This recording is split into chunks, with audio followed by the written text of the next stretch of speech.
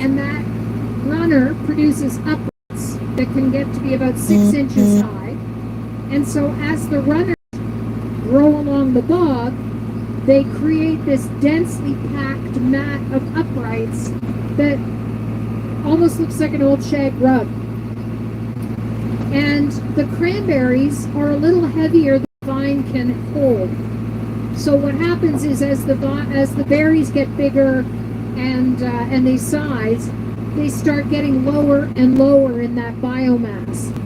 So there's kind of an interesting phenomenon where around the end of August, beginning of September, my husband suddenly thinks we don't have a crop.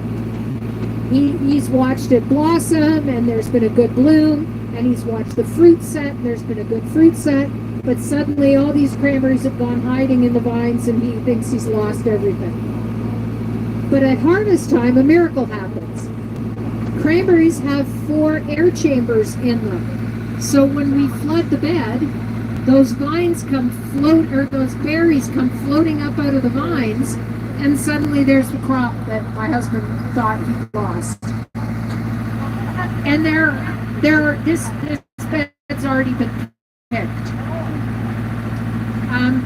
So we pick the cranberries 2 different ways.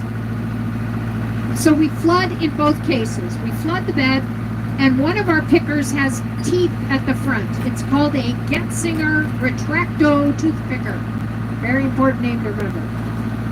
And this Getzinger Retracto tooth picker goes along the bed, and the teeth comb through the vines, and the berries get collected in boats that are floating beside the picker.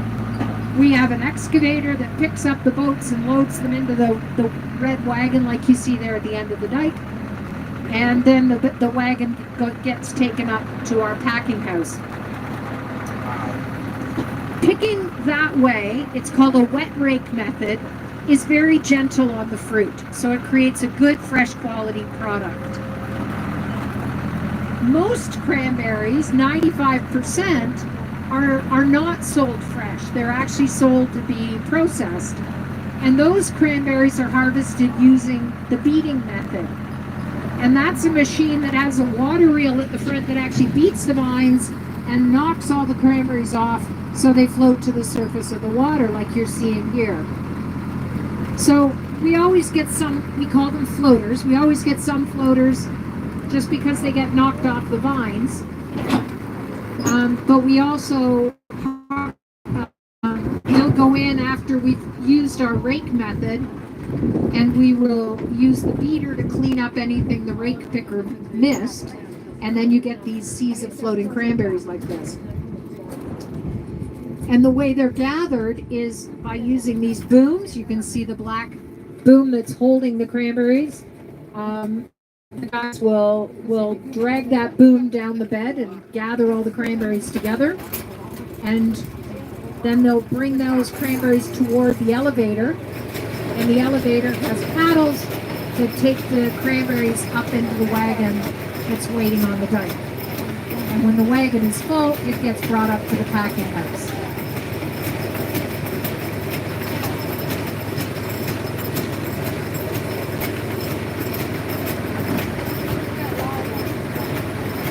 Okay, we ask that we're going to get going again, so if you could just be seated so you don't get knocked off your feet. Awesome. Okay, so those cranberries in the wagon, from here we'll go up to our packing house. You aren't able to see the packing house during your visit.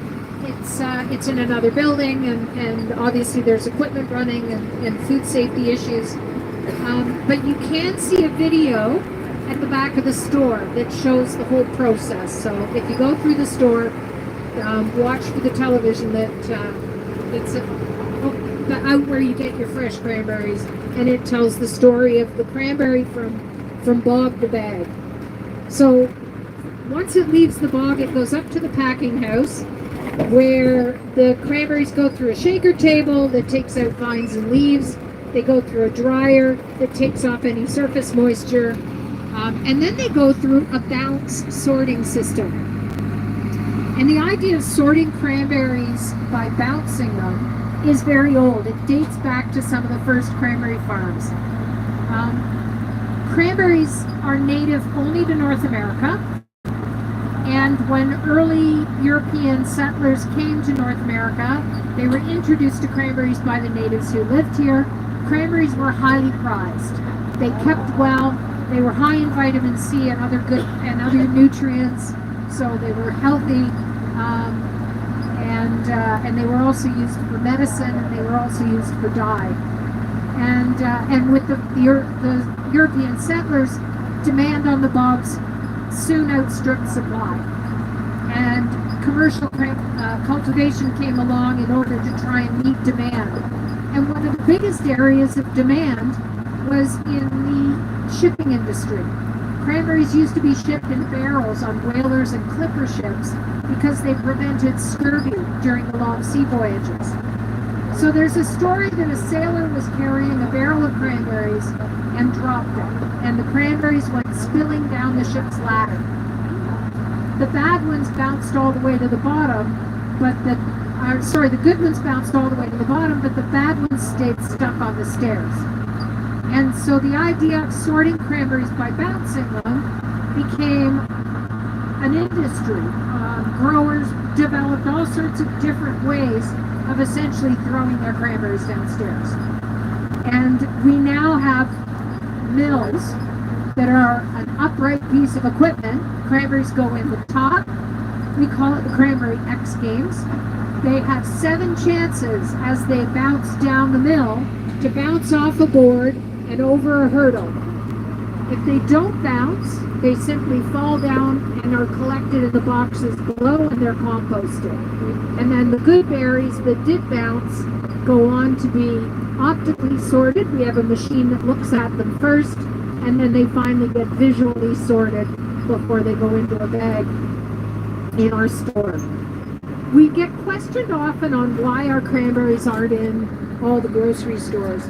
And the answer is simply we're not big enough. We have 27 acres, and it's just not enough to produce what a major chain would need in terms of supply. But we do our best to get our cranberries out to the local grocery stores and farmers markets. The big use that we have for our cranberries, and that we can produce about 500,000 pounds of cranberries in a year. The big use for us is our wine. We started Muskoka Lakes Winery in 2001 with our 2000 vintage of cranberry wine, and we founded it on the idea of terroir, which means essentially any wine you drink should reflect the land that produced it. So if it's going to be called Muskoka wine, it should actually be made from fruit that actually grows here, which is cranberries and blueberries because of the acidity of the soil. So here's the good news. If you're a star, you've been on the wagon, now you get to fall off and go do a wine tasting. So you get to the